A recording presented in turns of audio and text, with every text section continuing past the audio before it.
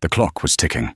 25 of the world's most brilliant minds, MIT engineers, master locksmiths, and quantum physicists, stood sweating in their $1,000 suits, defeated by a rusty, 300-year-old metal box.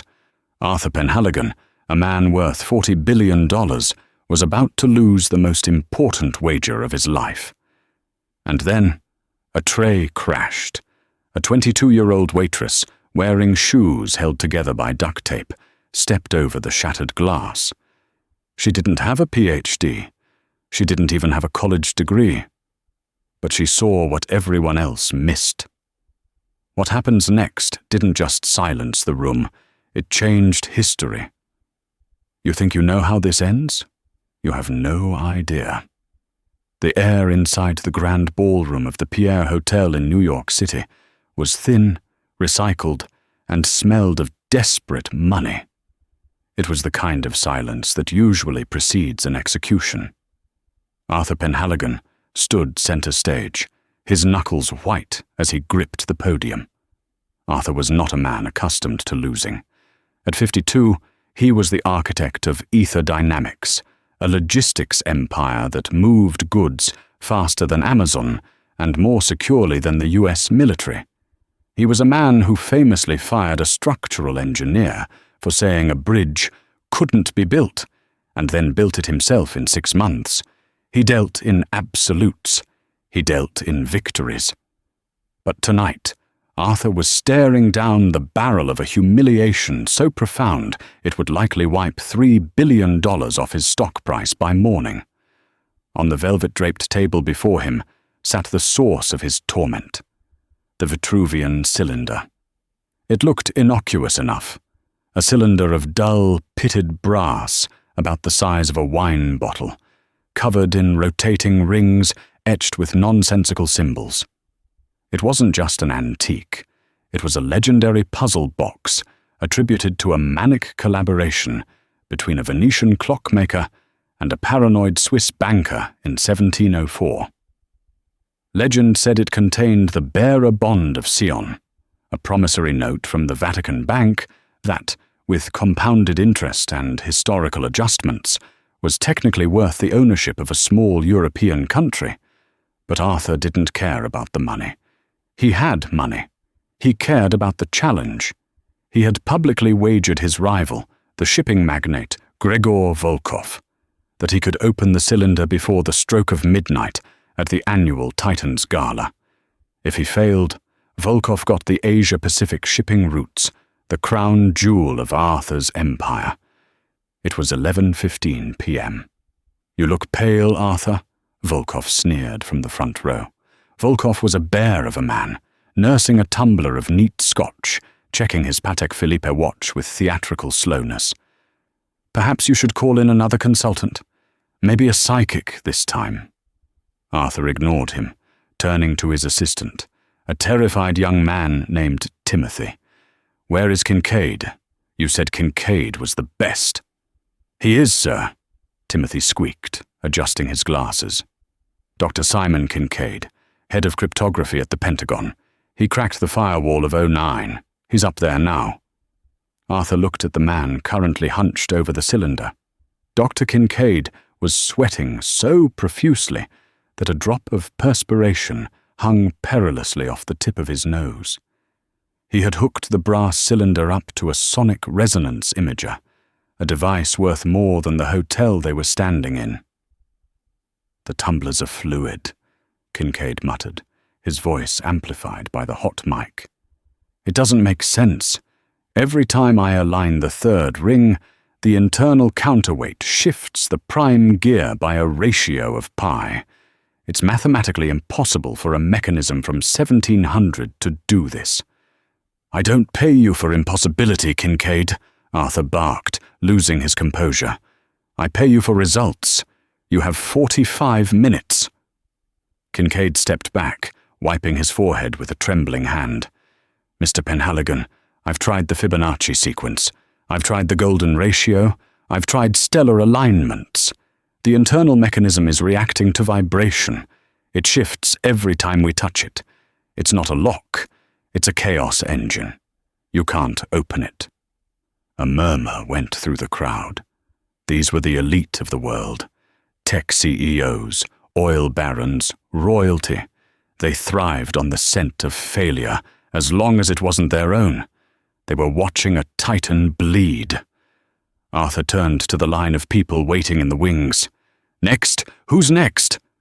It was a parade of failure. Expert Nod to 14 was a master watchmaker from Geneva who claimed he could feel the heartbeat of any gear.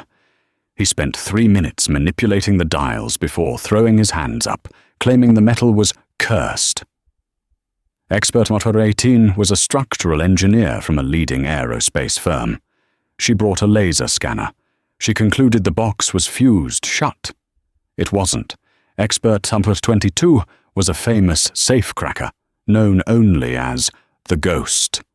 A man Arthur had flown in on a private jet from a non-extradition country. The Ghost listened to the tumblers with a stethoscope for 30 seconds, stood up, shook his head, and walked off stage without a word.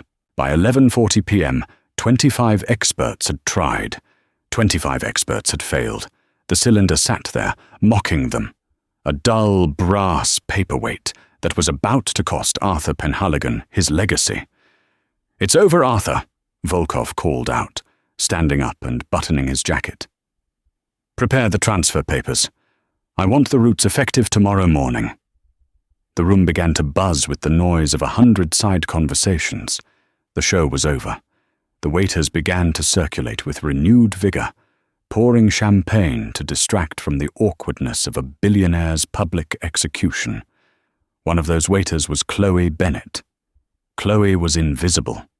That was the first rule of working the Gilded Cage Gala. Be a ghost. Refill the glass before it's empty. Remove the plate before the fork hits the table. And never, ever make eye contact. She was 23, though her eyes looked older.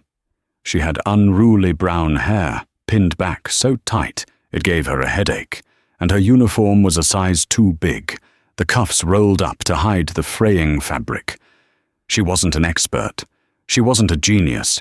She was a girl who was 3 months behind on rent and was currently hiding a half-eaten bread roll in her apron pocket because she hadn't eaten since yesterday. She moved through the crowd with a heavy tray of crystal flutes, her eyes fixed on the floor. She was tired. Her feet, encased in cheap black flats she'd bought at a thrift store, were screaming. She had taken this double shift because her landlord, a greasy man named Mr. Henderson, had threatened to put her stuff on the curb by Friday. She navigated around a cluster of women discussing their summer homes in the Hamptons. "Did you see his face?" one woman giggled. "Penhaligon looks like he's having a stroke." "It's an impossible puzzle," another replied, sipping her drink. "My husband said even AI couldn't crack the pattern." Chloe didn't care about the puzzle. She cared about the tip pool. If she could just survive until 2 a.m., she might make $200. She weaved toward the front of the room to collect empty glasses from the VIP tables.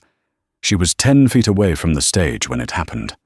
A large man, gesturing wildly while recounting a golf story, took a step back. He slammed directly into Chloe.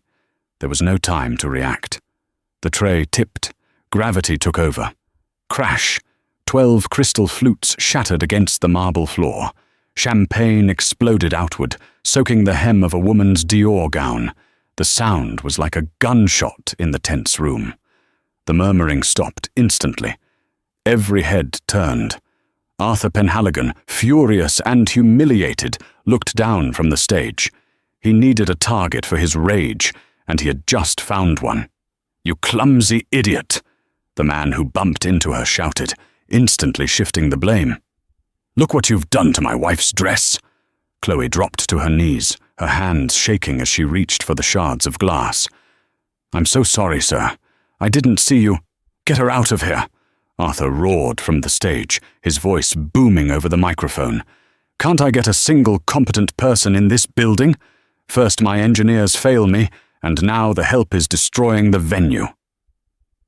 The manager of the catering company, a frantic man named Gilles, was running toward her, his face purple. "Bennett, you're done! Get out! You're fired!" Chloe felt the tears pricking her eyes. No, not now. "I can't lose this job." She scrambled to pick up the glass, a sharp shard slicing into her thumb.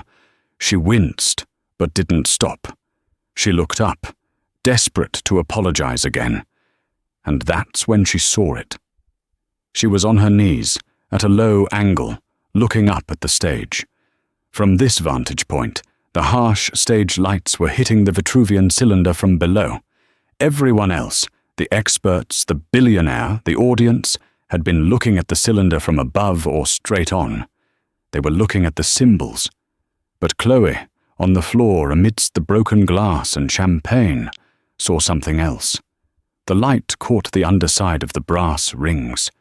There were scratches, tiny microscopic grooves worn into the metal, not on the symbols themselves, but on the gaps between the rings.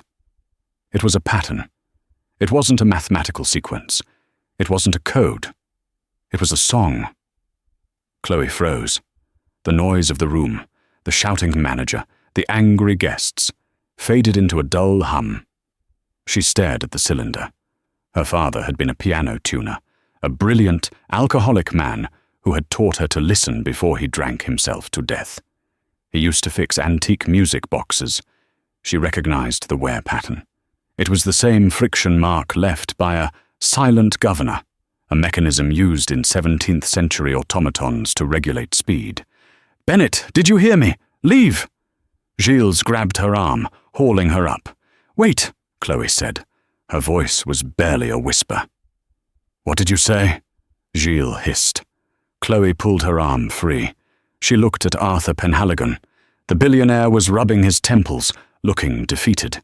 "I know why it won't open," she said, louder this time.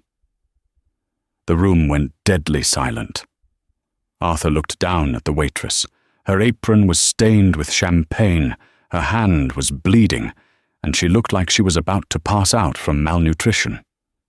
"Excuse me?" Arthur said, his voice dripping with ice.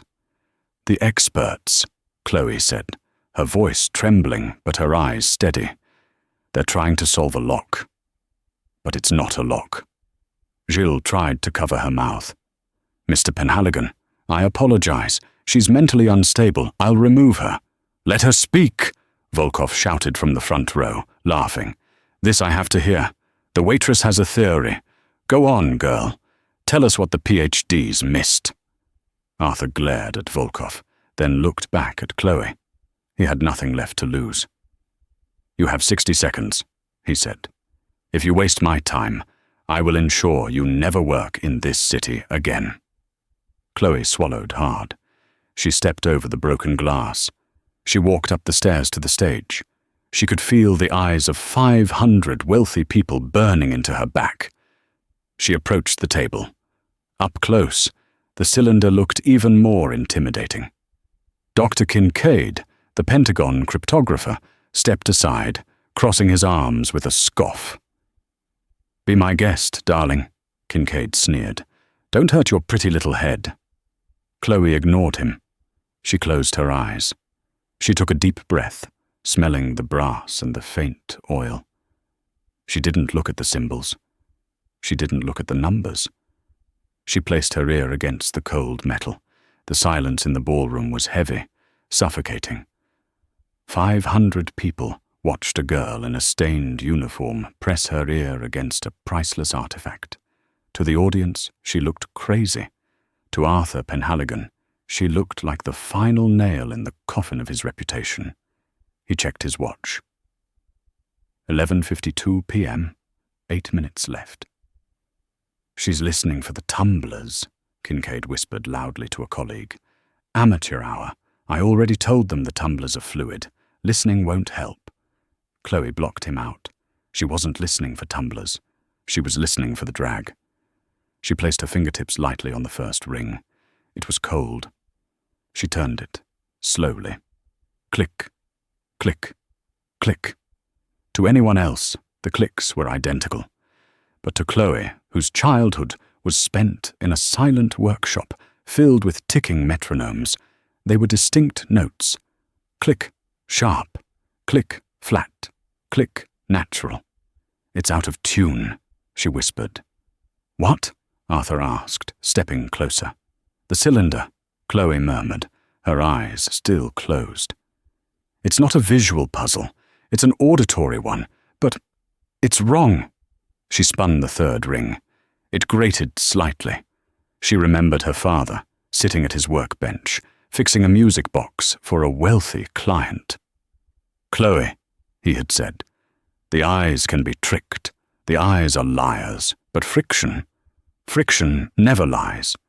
If it rubs, it's wrong. If it glides, it's truth." The experts had been using computers to align the symbols. They were looking for a visual key, aligning the stars or the numbers. But the maker of this box knew that humans relied too much on their eyes. The lock was designed to look aligned when it was actually jammed. "Do you have a stethoscope?" Chloe asked, opening her eyes. "We tried that," Kincaid snapped. "Expert 22 used a stethoscope. It's useless." "I don't need a medical stethoscope," Chloe said, her voice gaining a strange strength. "I need a pin, a bobby pin, and a glass of water." The crowd murmured again. Was this a magic trick? Arthur stared at her.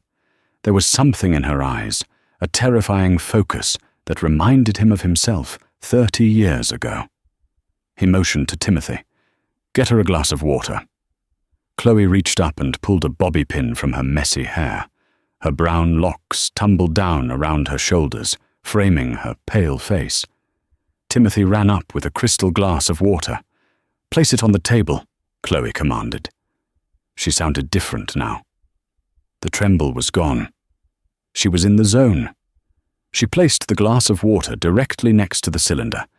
Then she jammed the bobby pin into the tiny gap between the first and second ring. "You'll scratch the patina," a curator gasped from the audience. Chloe ignored him. She bent the pin, creating a makeshift tension wrench. She wasn't trying to pick it. She was creating a bridge. She leaned down, watching the water in the glass. She turned the first ring. The water remained still. She turned it again. Still.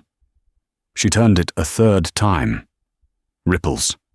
Tiny, almost invisible concentric circles appeared on the surface of the water. "There," she whispered. The experts were baffled. Kincaid stepped forward, squinting. "What are you doing? That's vibrational resonance, but—" "The internal mechanism," Chloe said, not looking up. "It has a flaw, or maybe a safeguard, a frequency that cancels out the lock." She turned the second ring. She watched the water. She turned it until the ripples in the water perfectly matched the rhythm of the ripples from the first ring. Constructive interference. The water in the glass began to jump slightly. She was tuning the cylinder like a violin. The crowd was leaning in now. Even Volkov had stopped drinking his scotch. "She's finding the resonant frequency," Arthur realized, his jaw dropping. The experts were fighting the mechanism. She's harmonizing with it. Chloe's hand was cramping. The bobby pin was digging into her skin, reopening the cut from the glass shard. A drop of blood fell onto the white tablecloth. She didn't flinch. Ring 3. This was the hard one. The one Kincaid said shifted by a ratio of pi. She turned it. The water went chaotic. The waves crashed against the sides of the glass. "No," she muttered. "Too loud. Too sharp." She turned it back. She closed her eyes again, feeling the vibration travel through the bobby pin into her fingertips, up her arm. She needed the dead spot. The moment of perfect silence, where the gears floated. The room was so quiet you could hear the air conditioning humming. 11:58 p.m. 2 minutes, Volkov shouted, though his voice lacked its earlier confidence. Chloe's hand was shaking. She was starving. She was exhausted, and the pressure was crushing her. "Just give up," a voice in her head said. "You're a waitress. Go home. Let the billionaire lose." But then she thought of the eviction notice on her counter. She thought of Mr. Henderson's sneer. She thought of her father, dying with nothing but a garage full of broken clocks. Not today. She twisted the third ring a fraction of a millimeter to the left. The water in the glass suddenly went perfectly flat. Stillness. Chloe opened her eyes. She pulled the bobby pin out. "It's done," she said softly. "Nothing happened," Kincaid yelled, pointing at the box. "It didn't open. You failed." Chloe stood up, wiping her bloody hand on her apron. She looked at Arthur Penhaligon. "It's not a lid," she said. "It's a screw." She placed her palm on the top of the cylinder and applied gentle, consistent pressure. Hiss. The sound of a vacuum seal breaking. Slowly, effortlessly, the top of the cylinder began to unscrew. It rose up, smooth as silk, revealing a hollow inner chamber. The entire ballroom gasped in unison.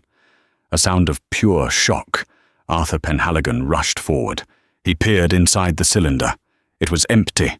No bond, no paper, no deed. The room erupted. "It's empty!" Volkov roared with laughter. "You opened it, Arthur, but the prize is gone. You've been duped." Arthur's face went grey. He reached inside the brass tube. His fingers brushed the bottom. "Wait," Chloe said. She was standing back now, shrinking away from the spotlight. "It's not empty." Arthur looked at her. "There is nothing in here." "The cylinder isn't the container," Chloe said. "The cylinder is the message." She pointed to the brass rings she had just aligned. Now that the cylinder was open, the internal light from the stage hit the inside of the rings. Arthur looked closely.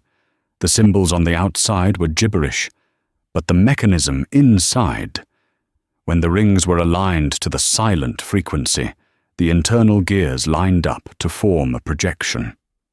Arthur grabbed a linen napkin and held it behind the open cylinder.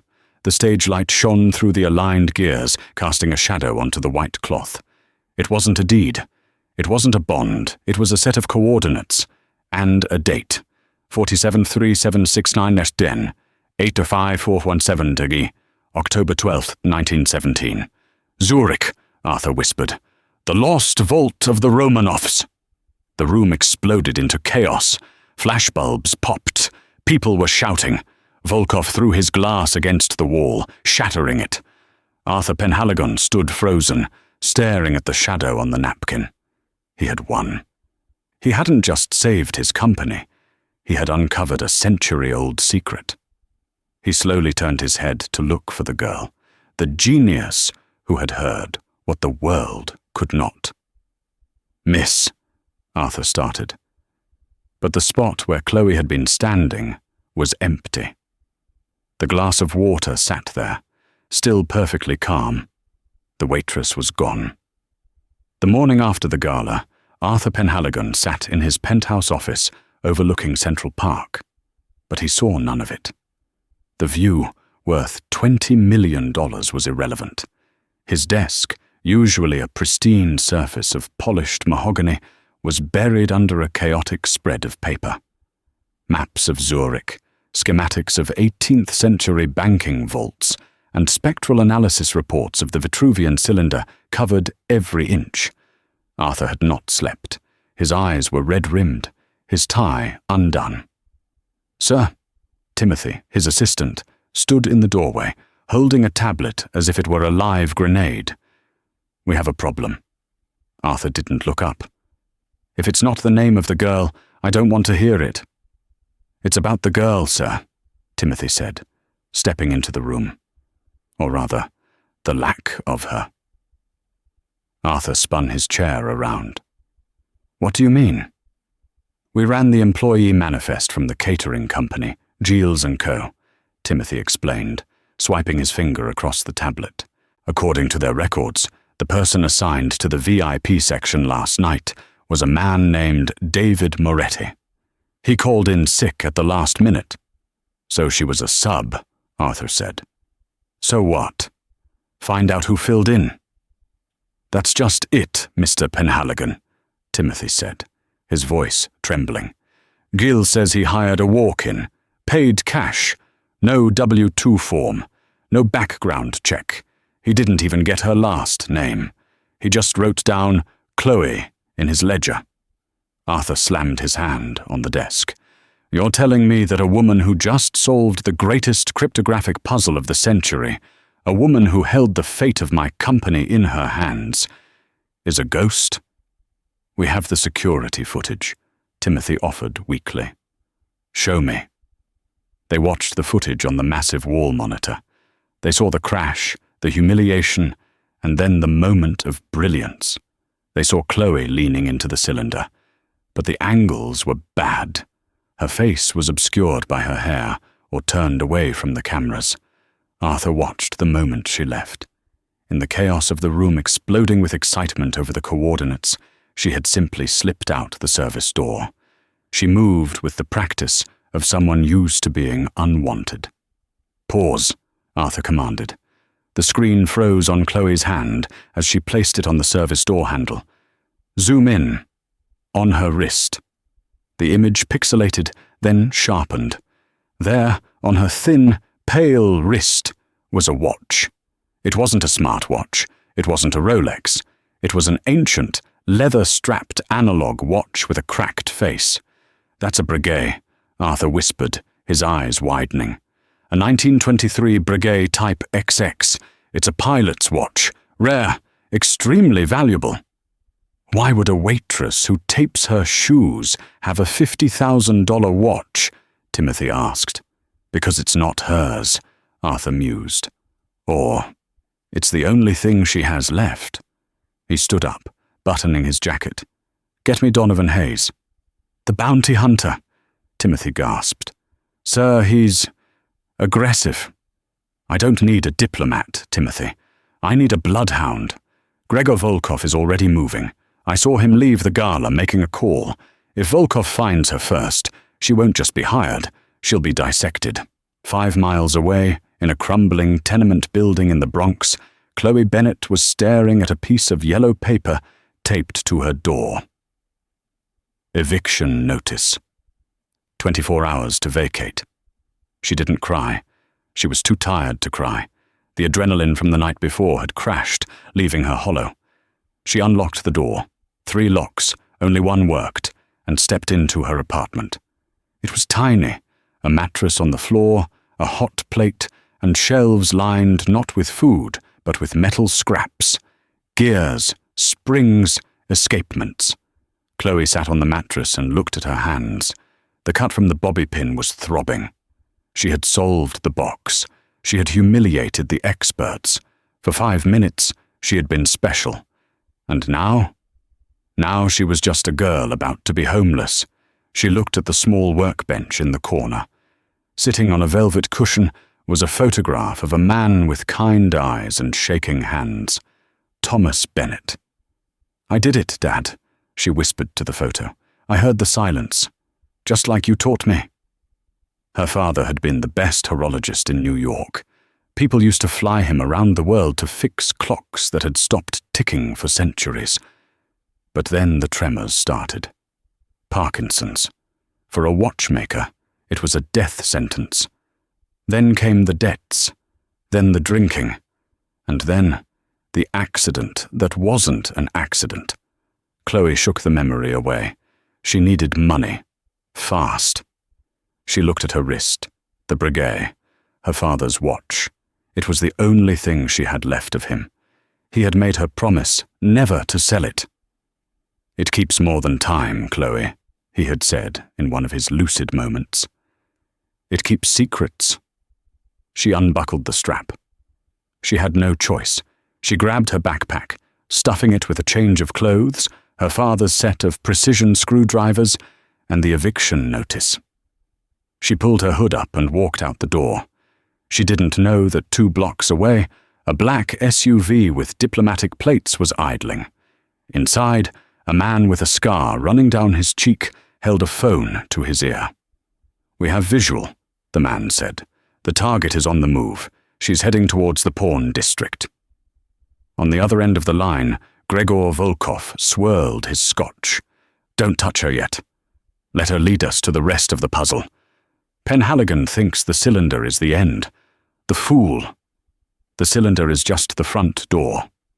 And if Penhaligon gets to her?" "If Arthur gets to her," Volkov said, his voice dropping an octave, "burn them both." The pawn district was a depressing stretch of 8th Avenue, where dreams went to die for 10 cents on the dollar. Chloe stood in front of Big Al's Pawn and Gold. The neon sign flickered with a buzzing sound that made her teeth ache. It was a B-flat buzz. Annoying. She pushed the door open. A bell jingled, badly tuned. Big Al was a mountain of a man behind bulletproof glass. He looked at Chloe with the weary disdain of someone who had seen every sob story in the city. "What do you got, kid?" Al grunted. Chloe slid the watch through the metal slot. 1923 Breguet, original movement. Never restored. Al picked it up. He pulled a jeweler's loupe from his eye socket and examined it. His eyebrows shot up. He knew what it was. He knew it was worth 40 grand. Easy. $500, Al said, tossing it back on the tray. "It's worth 50,000, Chloe protested, her voice rising. "Look at the serial number. It's pre-war." "I don't see a serial number. I see a scratched-up watch, brought in by a girl who looks like she hasn't slept in a week. 500. Take it or leave it." It was robbery. It was criminal. But Chloe looked at the eviction notice in her pocket. 500 would buy her a week at a hostel and some food. "Fine," she whispered, defeat crushing her chest. "Hold that transaction." The voice was smooth, deep, and carried an authority that cut through the pawn shop like a laser. Chloe turned. Standing in the doorway was a man who looked like he had stepped out of a magazine. He wore a charcoal trench coat, and his eyes were scanning the room with terrifying precision. It wasn't Arthur Penhaligon. It was Donovan Hayes. Hayes walked to the counter, ignoring Chloe, and looked at Big Al. He placed a badge on the glass. Private investigator. But the way he held himself screamed Special Forces. "That watch is reported as stolen property," Hayes lied smoothly. Chloe gasped. "It is not. It was my father's." Hayes turned to her. Up close, his eyes were a startling grey. He didn't look malicious, just efficient. "Miss Bennett?" Chloe froze. "How do you know my name?" "My employer would like to have a word with you. He's very sorry about the misunderstanding at the Pierre." "I didn't steal anything," Chloe stammered, backing away. "I just fixed the box." "We know," Hayes said. "That's why you're in danger. You need to come with me. Now." "No," Chloe said. Panic spiked in her chest. Rich people didn't help poor people. Rich people used poor people and then threw them away. She grabbed the watch from the counter. "Hey!" Al shouted. Chloe bolted. She didn't run out the front door. Hayes was blocking it. She vaulted over a display case of electric guitars and kicked open the employees-only door in the back. "Stop!" Hayes yelled, but he was surprised by her speed. Chloe sprinted down a narrow hallway filled with cardboard boxes. She burst out into the alleyway behind the shop. It was pouring rain now. She turned right, sprinting toward the subway entrance. She heard heavy footsteps splashing behind her. Hayes was fast. She reached the turnstiles. She didn't have a Metro card. She didn't have time. She jumped the turnstile. "Police!" a transit cop shouted. Chloe ignored him. She ran down the stairs, hearing the rumble of an approaching train. It was the one train. Southbound. The doors were opening. She dove inside just as the chime sounded. Bing bong. The doors began to close. Through the glass, she saw Donovan Hayes reach the platform. He didn't run. He just stood there, watching her. He tapped his earpiece. He wasn't chasing her anymore. He was tracking her. Chloe sank to the floor of the subway car, clutching the watch to her chest. The other passengers, tired New Yorkers, ignored her. She was safe for the moment. But she had nowhere to go. The train rattled on. Clack, clack, clack, clack. The rhythm soothed her. She closed her eyes, and then she heard it. Not the train. The watch. She held the breguet to her ear. The ticking was off. Since the gala, since she had opened her mind to the frequencies of the cylinder, her hearing had become hypersensitive. She listened closely to the watch her father had left her. Tick, tick, tick. Tock. Tick, tick, tick. Tock. It skipped a beat. Every 4th second. It wasn't a mechanical failure. It was a pattern. Morse code? No. Binary? She flipped the watch over. She used her fingernail to pry at the case back. It was stiff, sealed with grime and age. She leveraged it with the small screwdriver from her pocket. Pop. The back case fell off. Chloe looked inside the mechanism. It was a masterpiece of gears, but wedged between the balance wheel and the mainspring was a tiny, folded piece of onion skin paper. Micropaper. Her hands shaking, she unfolded it. It was no bigger than a stamp. On it, in her father's microscopic handwriting, were 3 words. Arthur is blind. Chloe stared at the note. Arthur? Arthur Penhaligon? Her father knew Arthur Penhaligon? The train screeched to a halt at 42nd Street. The doors opened. And standing right there, waiting on the platform as if he had known exactly where she would be, was Arthur Penhaligon himself. He was flanked by 2 massive bodyguards, and Donovan Hayes. The billionaire looked out of place in the dirty subway station, his Italian leather shoes shining under the fluorescent lights. "Hello, Chloe," Arthur said softly. Chloe stood up, backing against the far doors. "You knew my father." It wasn't a question. Arthur's expression shifted.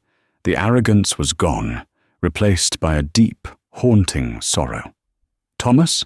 he asked. "Yes, Thomas was my best friend, and I'm the reason he's dead." The ride in the limousine was silent. Chloe sat as far away from Arthur as possible, clutching her backpack. She hadn't eaten in 24 hours, and the smell of the leather seats was making her nauseous. They drove out of the city, heading north into the Hudson Valley. "Where are you taking me?" Chloe asked, her voice raspy. "A safe house," Arthur replied. He was pouring a glass of water from a crystal decanter.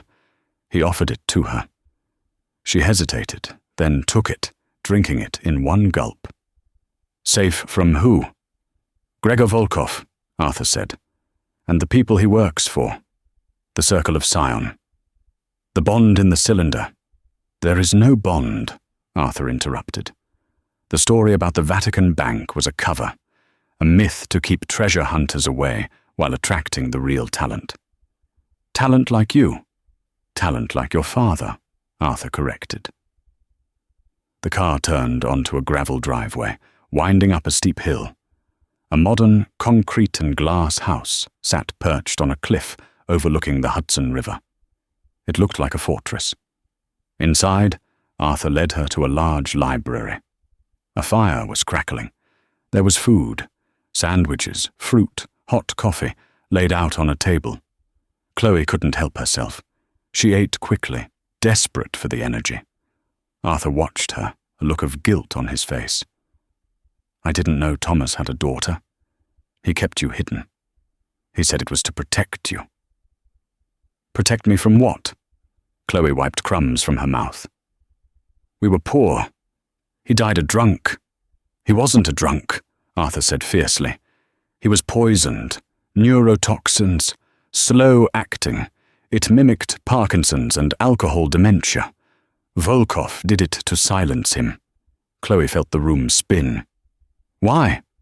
Arthur walked to a wall safe behind a painting. He spun the dial. Click, click, click, and pulled out a thick, leather-bound journal. He placed it on the table.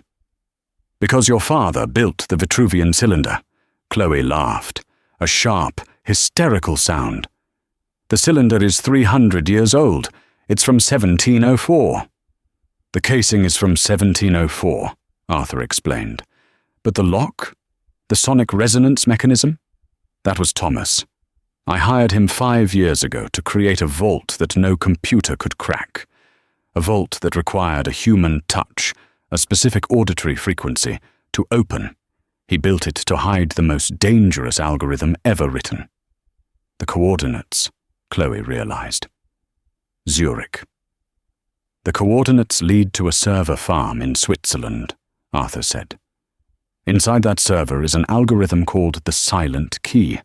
It can bypass any digital encryption in the world. Banks, nuclear codes, power grids. If Volkov gets it, he owns the world." Arthur paced the room. Thomas realized what I was building. He realized I was ambitious, reckless. So he locked the algorithm inside the cylinder and set the frequency to a pitch only he could hear. He called it the ghost note. Then he disappeared. Volkov found him, tortured him. But Thomas never gave up the frequency. He died protecting it. Arthur looked at Chloe with awe. "I thought the secret died with him, until last night, when you heard it."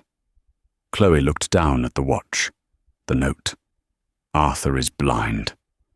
"My father didn't trust you," Chloe said coldly. "He left me a note. He said you're blind." Arthur flinched as if slapped. He was right. I was blind to the danger. I was blind to Volkov. And I was blind to the fact that technology can't replace humanity. Suddenly the lights in the house flickered. The high-tech security system gave a low groan. The steel shutters on the windows began to descend, but then stopped halfway. Donovan Hayes burst into the library, his gun drawn. "We have a breach!" Hayes shouted. "The perimeter sensors are down. Someone hacked the system." "Volkov," Arthur hissed. "How did he find us? This house is off the grid." Chloe felt a vibration in her pocket. It wasn't her phone. She didn't have one. It was the watch. She pulled it out. The hands were spinning wildly, counterclockwise. "The watch," Chloe gasped. "It's not just a watch. It's a transmitter." Arthur grabbed it. A passive RFID tracker, powered by kinetic movement. As long as you were walking, it was pinging a signal. "He knew," Chloe whispered, horrified. "My father knew I would come to you if I cracked the code. He used me as bait." Crash. The front window, supposedly bulletproof, shattered inward. A canister of tear gas rolled across the Persian rug, hissing white smoke. "Get down!" Hayes tackled Chloe behind the heavy oak desk. Gunfire erupted. Automatic weapons. The sound was deafening. Arthur Penhaligon, the billionaire who controlled logistics for half the globe, looked terrified. He wasn't a soldier. "We need to leave!"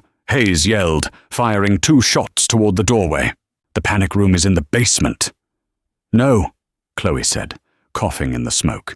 "That's where they expect us to go. If they hacked the house, they control the panic room locks. They'll seal us in." "Then what do we do?" Arthur screamed. Chloe closed her eyes. Amidst the gunfire, the shouting and the chaos, she listened. She heard the heavy boots of the mercenaries in the hallway. She heard the whirring of a drone outside. And she heard something else. A low, rhythmic thumping coming from the fireplace. "The chimney," Chloe said. "The draft dampener. It's loose. It connects to the old coal chute." "You want us to crawl out a coal chute?" Arthur shouted. "Do you want to live?" Chloe grabbed his $1,000 suit jacket and pulled. Hayes provided covering fire. "Go! I'll hold them off!"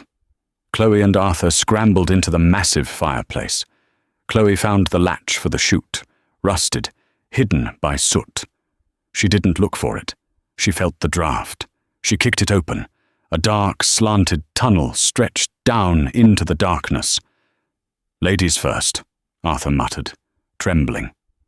Chloe slid down into the soot. Arthur followed. Moments later, the library door was kicked off its hinges, A man in black tactical gear walked in. He wore a gas mask. He looked around the empty room. He pressed a finger to his comms. "Sir, they're gone, but they left the cylinder." Gregor Volkov walked into the smoke-filled room. He didn't wear a mask. He held a handkerchief over his mouth. He walked to the desk and picked up the Vitruvian cylinder.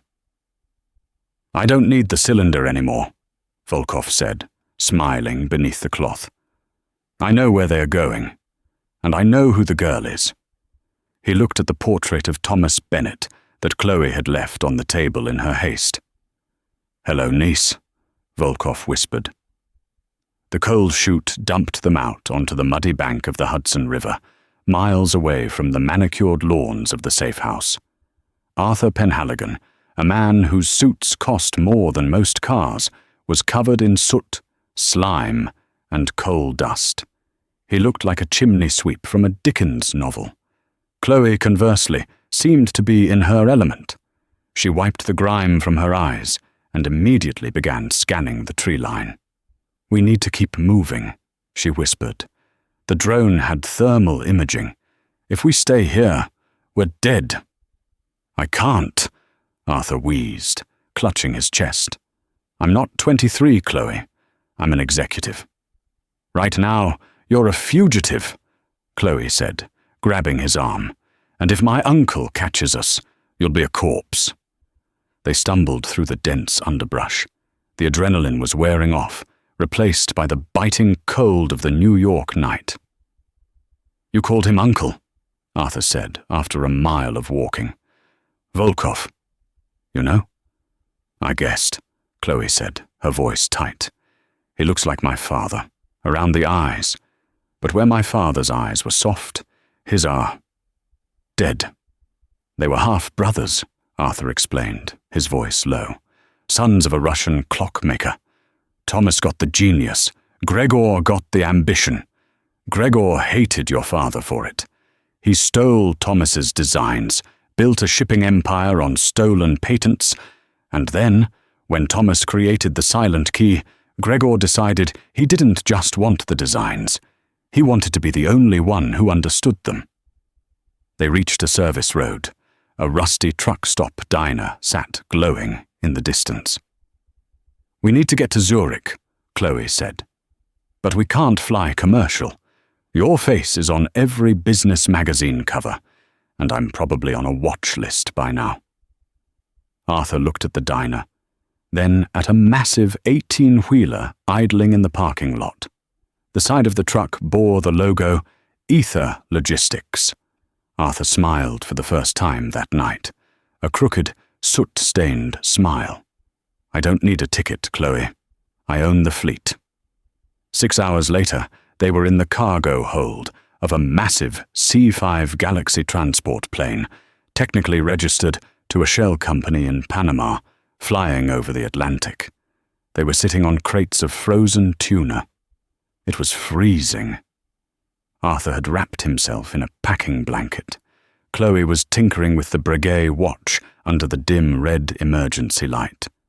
"It stopped ticking," she said. "The battery died?" Arthur asked. "It's mechanical, Arthur. It doesn't have a battery. It winds with movement. I've been moving for hours. It should be fully wound." She held it to her ear. The silence was absolute. "It's not broken," she realized, her eyes widening. "It's finished." She flipped the watch over. She used the small screwdriver to remove the entire movement this time, not just the back case. The gears spilled out onto her lap. There, hidden beneath the mainspring barrel, was a second piece of microfilm. "The coordinates in the cylinder were a trap," she whispered. Arthur sat up, shivering. "What?" "If we had gone to the coordinates from the cylinder, the bank in Zurich, we would have walked into a trap. Volkov would have been waiting. My father knew Volkov would crack the cylinder eventually, or torture the answer out of someone. So where is the real location?" Chloe held the microfilm up to the red light. St. Peter's Church, Zurich, the bell tower. 12:06 p.m. "He hid it in the noise," Chloe said, a tear rolling down her cheek. He hid the silence in the loudest place in the city. The church bells, Arthur realized. The largest clock face in Europe. We have to get there before noon, Chloe said, checking the pilot's instrument panel. We land in 2 hours. That gives us 40 minutes to get to the church. But Volkov knows we're coming, Arthur said. He said he knows where we're going. He knows we're going to Zurich, Chloe corrected. But he's going to the bank. We're going to the church. We have a chance.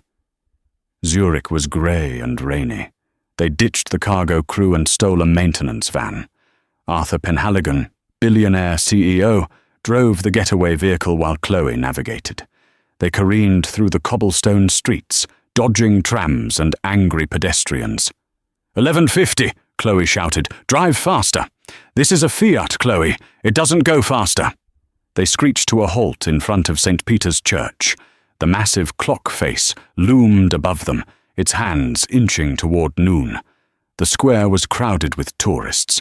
It was the perfect cover. Up, Chloe commanded. They ran into the church, past the confused usher, and kicked open the door to the bell tower stairs. It was a spiral of stone, hundreds of steps. By the time they reached the top, their lungs were burning. The belfry was open to the air, filled with the massive bronze bells and the giant gears of the clock mechanism. Chloe ran to the main gear. It was the size of a car tire, turning slowly with a rhythmic thrum. What are we looking for? Arthur yelled over the wind. Disruption! Chloe shouted. My father said the key disrupts the system. She scanned the mechanism. It was perfect. Swiss engineering at its finest. There was no place to hide a digital drive, no USB port, no safe. It's not here, Arthur panicked. It's 11:58. The bells will ring in 2 minutes. Chloe closed her eyes.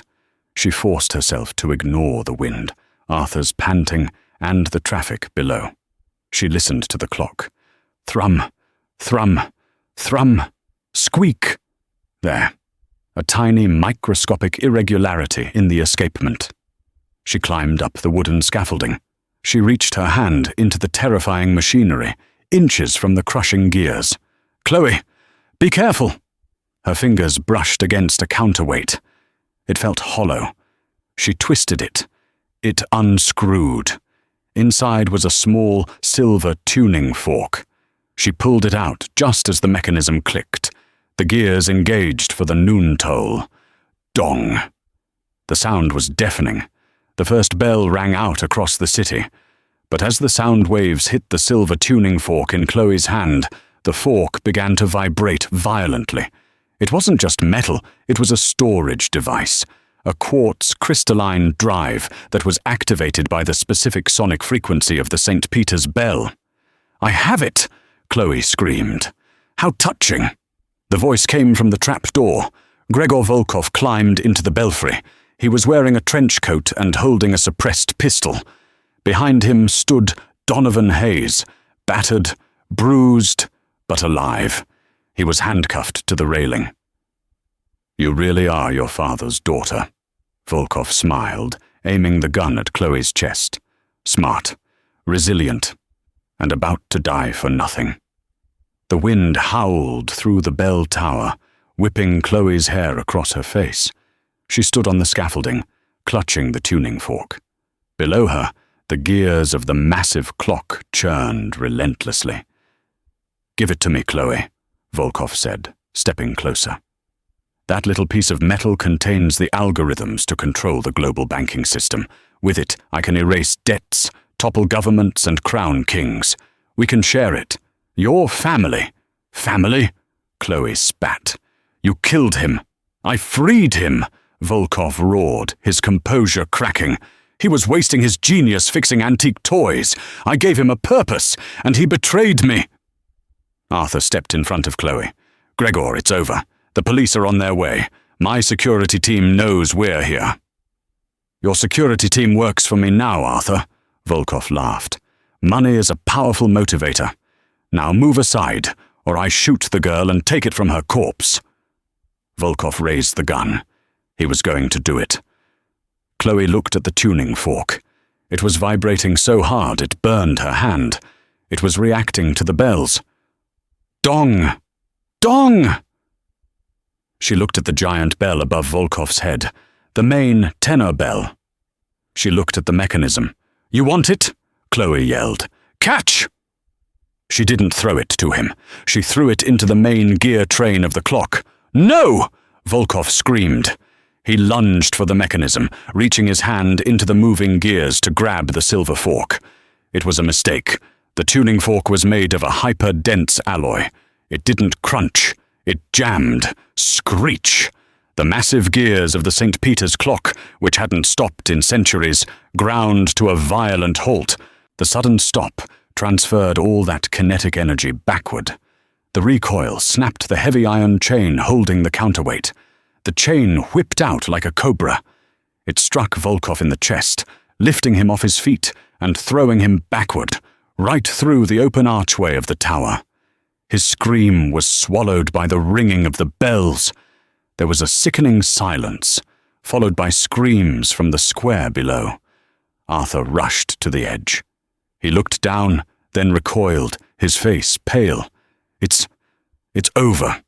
He turned to the gears. The tuning fork was wedged tight, bent and destroyed. The crystal drive shattered. "The algorithm!" Arthur gasped. "Chloe, you destroyed it. The silent key. It's gone. Billions of dollars. Gone." Chloe climbed down from the scaffolding. She walked over to Hayes and found the key to his handcuffs in Volkov's discarded coat pocket. She freed him. Then she turned to Arthur. The billionaire looked devastated. He was mourning the loss of the ultimate power. "It's not gone, Arthur," she said. Arthur looked up. "What?" "I saw it shatter." Chloe tapped her head.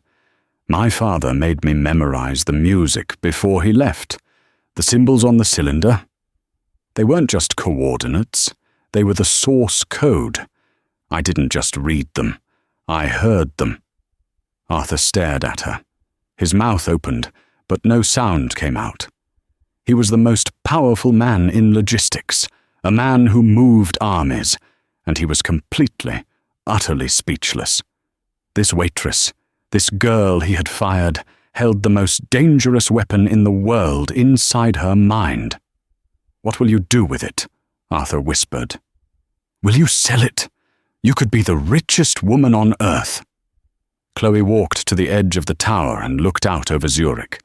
The rain had stopped. The sun was breaking through the clouds. "The code is designed to break things," Chloe said, "to open doors that should stay shut.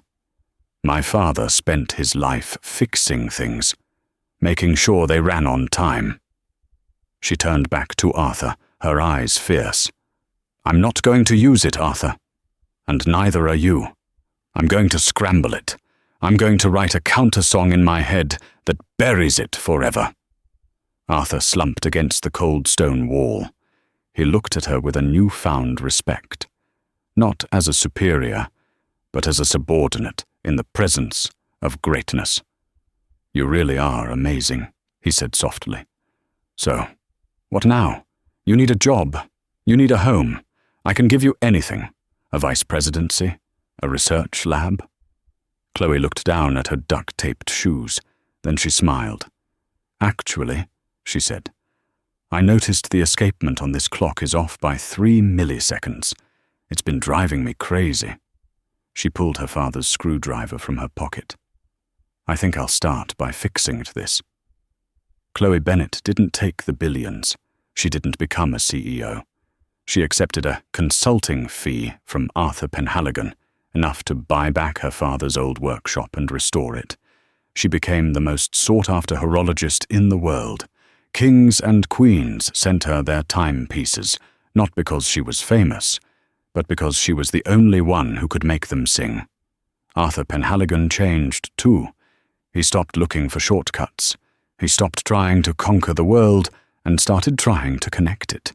He kept a picture of a brass cylinder on his desk to remind him that the loudest voice in the room is usually the wrong one. And sometimes, late at night in her workshop, Chloe would tap a tuning fork and listen to the hum. The song of the silent key was still there, locked away in her memory, a secret that would die with her. Because some doors aren't meant to be opened. And that is how a waitress with holes in her shoes outsmarted 25 experts and a corrupt billionaire, saving the world from a digital apocalypse. It wasn't money or power that solved the puzzle.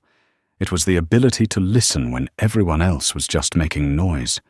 Chloe proved that true genius isn't about what you know.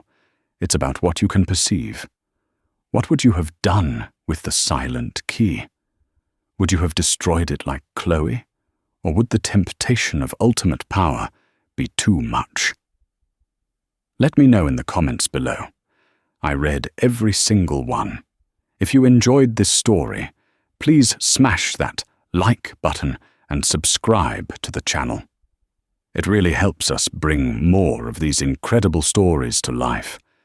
Don't forget to hit the notification bell so you never miss a twist. Thanks for watching, and I'll see you in the next story.